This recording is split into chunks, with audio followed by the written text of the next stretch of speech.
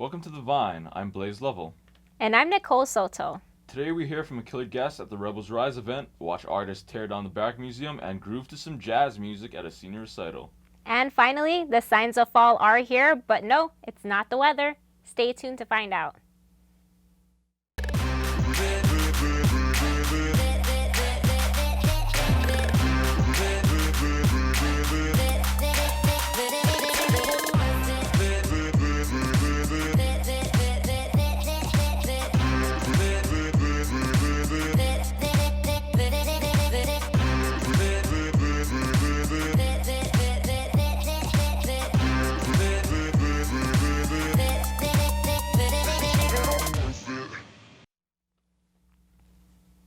I feel like we have so much to cover today.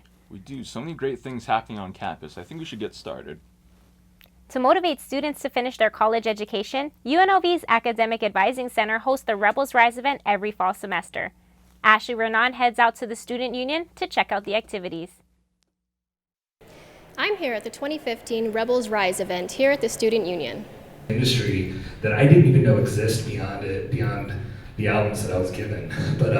The event initially started as a way to recognize and encourage specifically our sophomore class at UNLV and help them persist through the rest of their college education. However, because over the past few years this event has grown so large, it's now open to all students. Guest speakers Ronnie Vanucci from The Killers, Rayhan Chowdhury, founder of Life is Beautiful, and UNLV's Alumni Career Panel all share their college experiences and advice on entering their career field. I mean, even if it's like 8 or 16 hours a week, somewhere in the realm of what you're interested in, it will really give you a hands-on idea. So this is my first Rebels Rise event, and I'm a junior, so I didn't go my first two years, and now finally having the opportunity to come and check it out, it was pretty good. If you missed the event, be sure to visit the Academic Advising Centers to learn more about campus resources. And the advising centers are really there as your first point of contact, whether your question is specifically related to advising or it's just something about, finding help with academic resources. How do I get involved on campus? Where do I go to for help for this and that? Your advising centers are a great first stop for you. We will do absolutely anything and everything we can for you. And if it's out of our scope, if it's out of our realm, we know exactly who to direct you to and how to get you connected. There you have it, Rebels. From the 2015 Rebels Rise event, I'm Ashley Renan. Back to you in the studio. Wow, I love how UNLV keeps students passionate for school. UNLV has many engaging events throughout the year. Speaking of which, Blaze, how was that art gallery you attended? It was great. 3 local artists are displaying their art right here on campus. I caught up with one of them to talk about their work.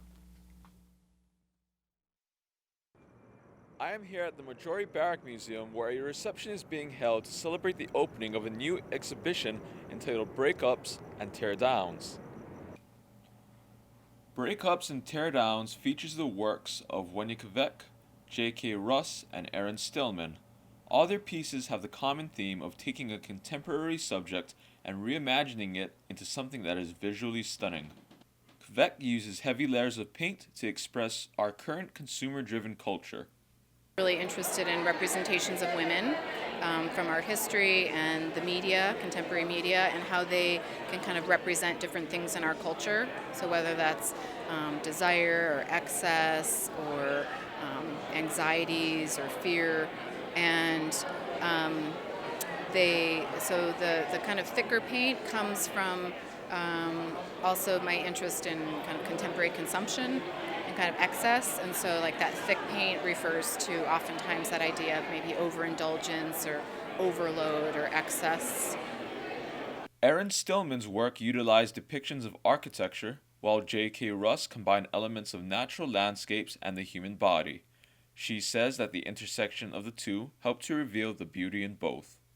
Russ also has a mural that patrons may add to when they visit the Barrack Museum. She hopes that by the end of the exhibition's run, the wall will be completely covered. Exhibitions like these inspire other artists to achieve their dreams. I went to UNLV. I have a bachelor's in fine arts, and I've been creating some artwork ever since then. Haven't had an exhibit quite like this, but I will soon. Breakups and teardowns will be on display from now until January 23rd. It is something that must be seen in person to experience. As the old saying goes, a picture is truly worth 1,000 words. Now back to you in the studio. That's amazing art by these local artists. Be sure to check it out at the Barrack Museum weekdays from 9 to 5. Another local artist uses a different kind of brush. UNLV's senior Lee Berry displays a musical painting at his senior recital. The UNLV School of Music gives students the opportunity to study their passion and pursue their musical career. Tonight, the UNLV School of Music hosts a recital by seniors featuring the music of Lee Berry, a jazz bass player. I've been playing jazz bass actually only about 4 years, but I've been playing bass collectively about 6 to 8 years. Music has always inspired me to do things. It's brought people together. It's for just to have fun, for causes. It's been my focal point for my emotions, so it's always been fitting for me to do something in that field. I like the last tune, the arrangement he did of the Death Cab for Cutie tune. I had never heard him arrange anything, and it was kind of funky, and I thought it was really grooving.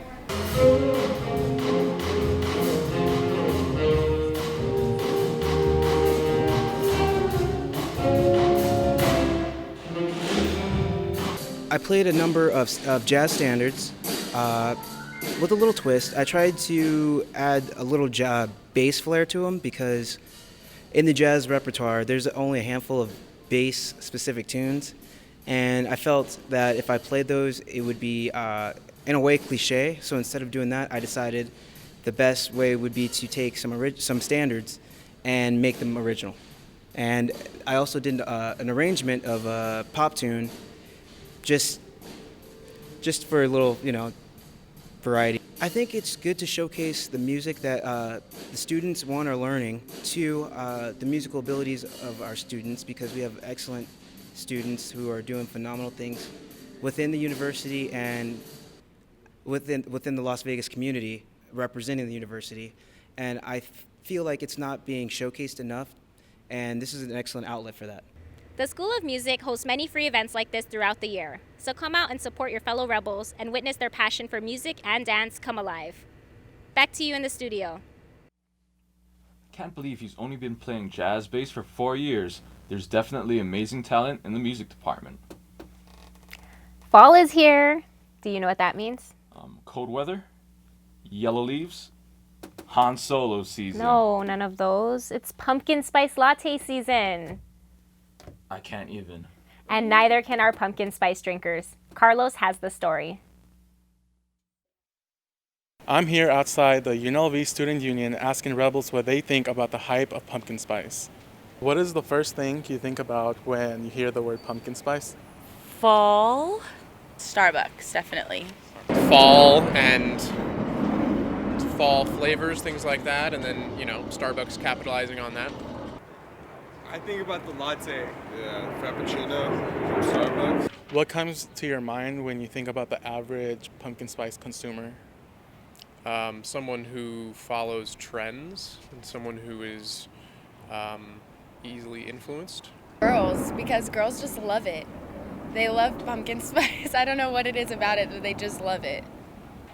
I'd probably say it'd have to be a girl. Yes. She'd probably have to be Caucasian. I'm thinking like a valley girl in California is kind of what I first picture, if I'm being honest. What ingredients do you think are included in pumpkin spice? Besides pumpkin, I know brown sugar and cinnamon. I think cinnamon's one of them. I'm not even sure if pumpkin is really an ingredient in pumpkin spice. Probably not a whole lot of pumpkin.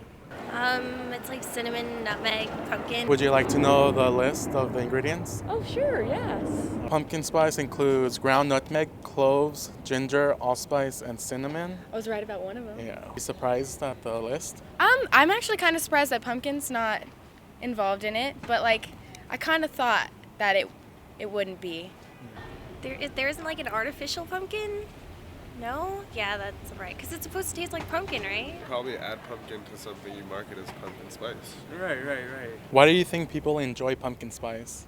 I think they like it because, for one, it's like a limited edition flavor, so it's not around all year.